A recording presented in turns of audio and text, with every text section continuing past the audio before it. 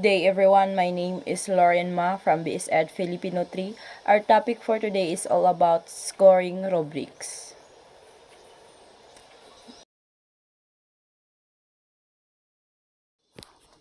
What is a rubric?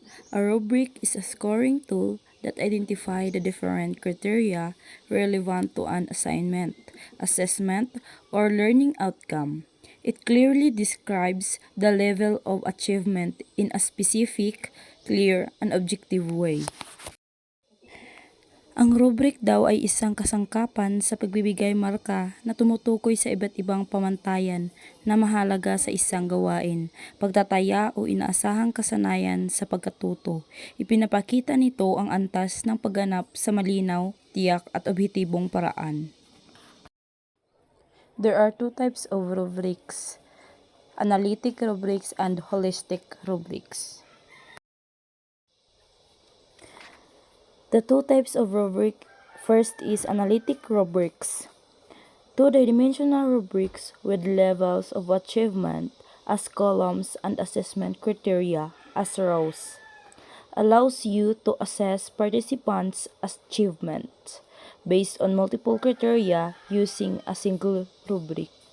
You can assign different weight value to different criteria and include an overall achievement by totaling the criteria, written in a table form. Ang analytic rubric ay isang uri ng rubric na may dalawang dimensyon. Makikita rito ang mga pamantayan o kriteria na nakalagay sa hanay at ang antas ng pagganap o levels of achievement na nakalagay sa column. Sa analytic rubric, hiwa-hiwalay na sinusuri ang bawat pamantayan ng gawain. Dahil dito, mas detalyado at malinaw ang pagmamarka. Maaring magtalaga ng magkakaibang puntos o bigat sa bawat pamantayan at pag-isahin ang marka sa pamamagitan ng pagdaragdag ng lahat ng puntos. Karaniwan itong nakalahad sa formang talahanayan. Kagaya nito, ito ang halimbawa ng analytic rubrics. Title and description, skill scoring, performance descriptor, and criteria component. Diyan mo makikita lahat kung paano gawin ang analytic rubric.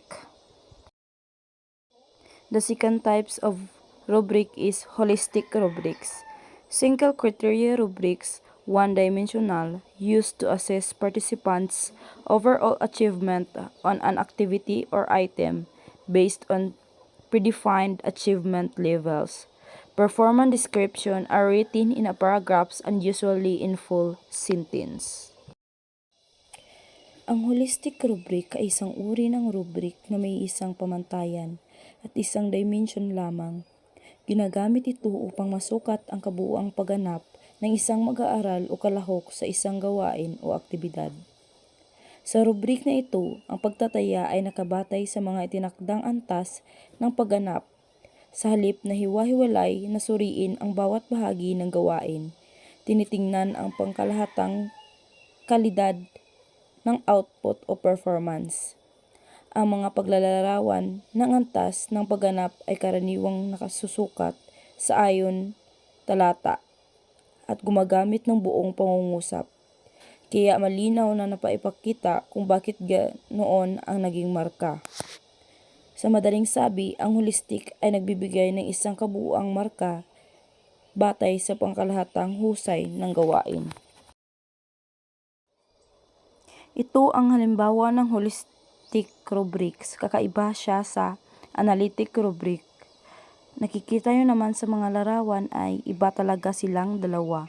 Meron din itong title, description, performance descriptor, and skill scoring. Development of scoring rubrics in analytic rubrics. Identify the key components of criteria that contribute to overall performance.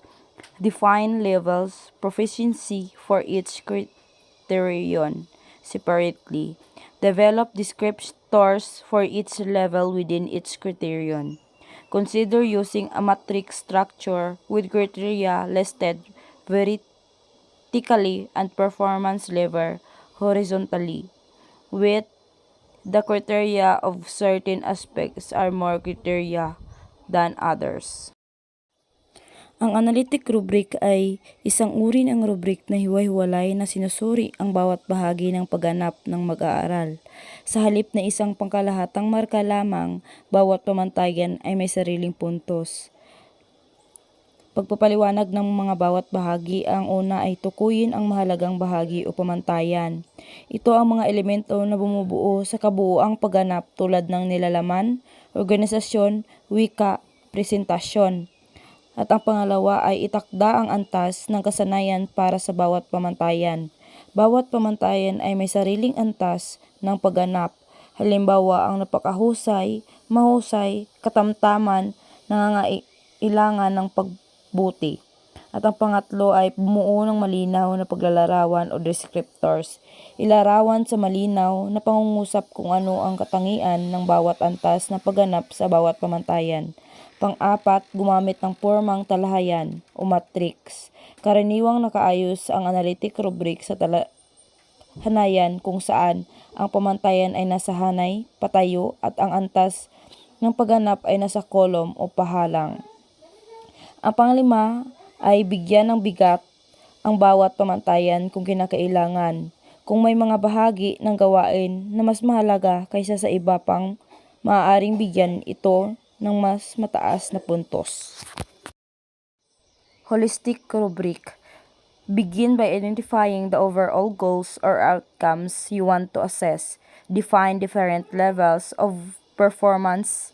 Example, excellent, proficient, basic, indicate for the entire work. Use clear and concise language to describe each level of performance. Provide examples or descriptors for each level to help users understand the criteria. Consider using a numerical scale to qualify the levels, example 1 to 4 or 0 to 100. Ang holistic rubric ay isang uri ng rubric na tinitingnan ang kabuuang output o performance ng mga mag-aaral, hindi ang bawat bahagi nito ng hiwa-hiwalay. Una ay tukuyin ang pagkalahatang layunin o inaasahang kinalalabasan. Alamin muna kung ano ang kabuuang kasanayan o layunin na nais sukatin tulad ng pangkalahatang husay sa pagsulat, presentasyon o pagganap. Pangalawa ay takda ang iba't ibang antas ng pagganap. Magbigay ng mga antas tulad ng napakahusay, mahusay, katamtaman at nangangailangan ng pagbuti. Ang mga antas na ito ay para sa buong gawain, hindi sa bawat bahagi. Pangatlo, gumamit ng malinaw at maikling paglalarawan. Ilarawan ng simple at direkta kung ano-ano ang katangian ng bawat antas ng pagganap upang madaling maintindihan ng mga mag-aaral. Pang-apat, magbigay ng mga halimbawa o paglalarawan or descriptors.